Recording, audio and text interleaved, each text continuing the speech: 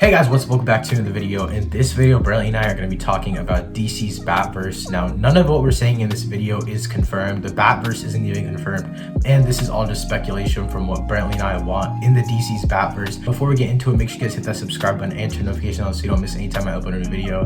And if you guys want to check out all of Brantley's socials, they'll be in the description down below. But without wasting any more time, Brantley, what are your thoughts and your kind of potential slate that you want from DC's Batverse if it becomes a thing?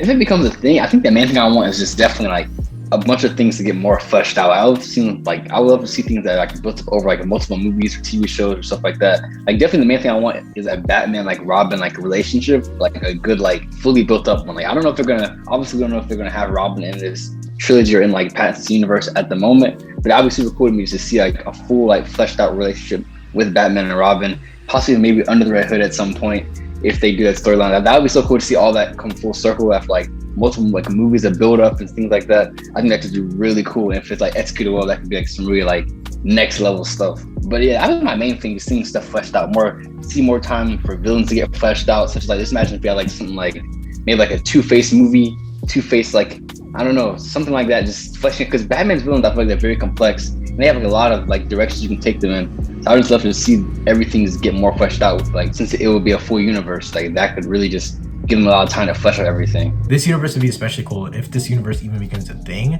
Just surrounding one main hero and everything builds off of that one hero, that would be some next level stuff. So do you have like a certain like list of movies that you would want to see in the Batverse?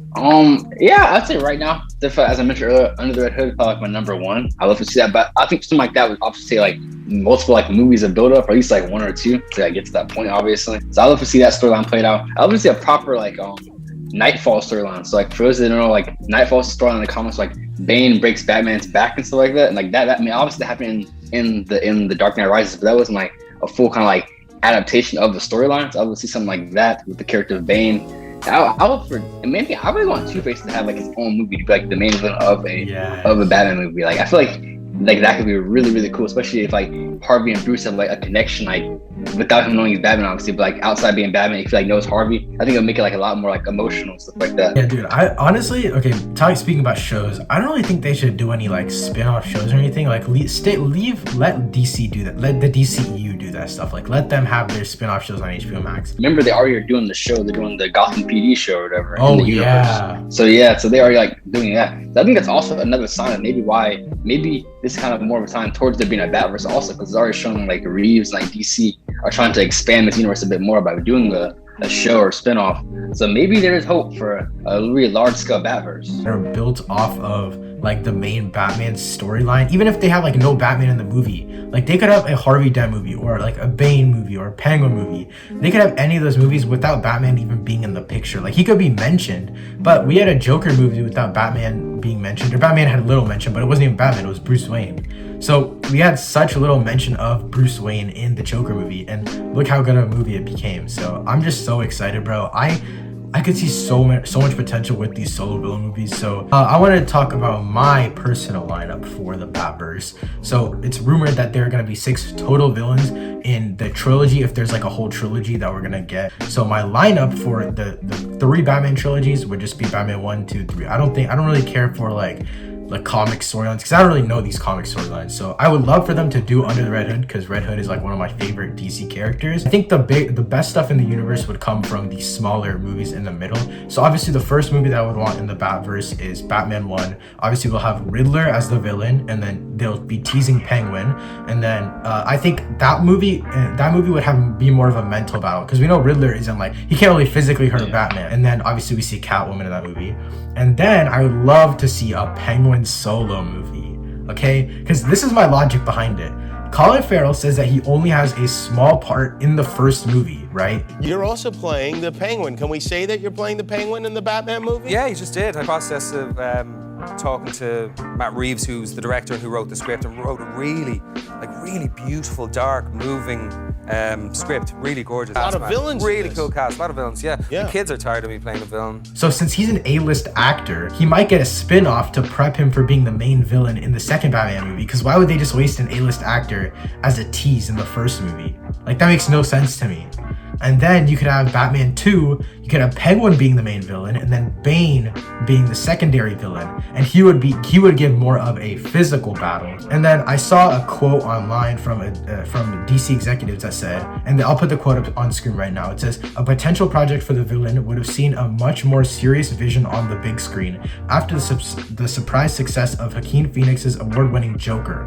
Heroic Hollywood has exclusively learned that there was going to be an attempt to pitch a Bane standalone film to DC executives." Now, the biggest thing in this entire quote is they say was going to be an attempt to pitch a Bane standalone film. The later part of the article talks about how DC scrapped these plans, and this might lead us towards the fact that we might be getting Bane in a future Batman movie. So that's kind of why I think they would put him in Batman 2. Just Robert Pattinson's Batman in general seems like he's gonna be more mentally challenged, I guess, than physically challenged. As we know, he's more in a dark state from what we saw in the trailers and what we've been hearing. So I think that would be super cool to see Batman in a darker state and see more mental battles with him. And then also, like I said before, we're seeing him Batman in his earlier years. So we're gonna see a lot of I guess his mental downfalls, and it wouldn't make sense for Bane to be introduced so early. But if this universe kind of skips forward in time after the Penguin solo movie, we will be way more likely to see a Bane movie. One of the last movies would be Batman 3. I think Joker would be the main villain, and then it would obviously be a mental battle, and that could kind of close off our understanding for Robert Pattinson's Batman, since he's already battling mentally, and Joker is obviously kind of the king of that. I think that would be a great way to kind of cap off as a trilogy with Batman. And also, why wouldn't they introduce Joker? It's a Batman movie. He's the one who would bring the most money. Think about it, bro. I mean, I don't really mind if they don't do Joker on stage. I mean, I think Joker, obviously, he's the most popular villain of all time. But I think at the same time, he is kind of a bit overused, I would say. Especially I mean, he's got 3 live action interpretations already, whereas most Batman villains only have 1 or 0. So I mean, I wouldn't mind if they wait to use him. But also, I think if they do him, I wouldn't mind seeing him in multiple movies. I think we were just texting about this. It's crazy how Joker hasn't been in multiple movies before. He's always been a one movie villain so far, for the most part.